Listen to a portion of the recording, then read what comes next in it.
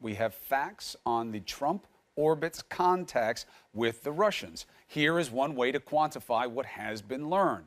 According to public statements, court filings, and reporting from CNN and other outlets, at least 12, a dozen, of President Trump's associates had contact with Russians during the presidential campaign or transition. We now know of about at least 19 face-to-face interactions with Russians or Kremlin-linked figures. There are at least 51 communications, meetings, phone calls, emails, and more between Trump associates and Russians or people closely affiliated with the Russian government.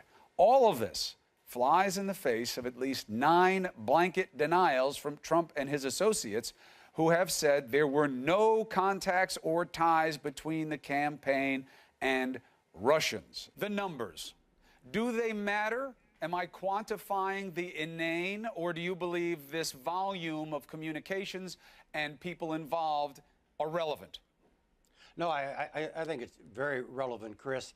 You know, if you step back, there are 3 big meetings we now know about. And imagine, if you will, you and I were having this conversation a year ago.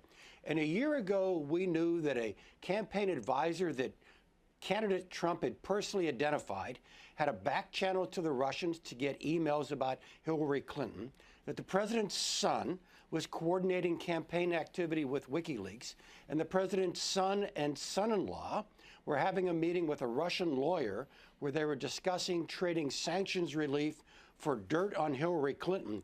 A year ago, Chris, that would have taken our breath away.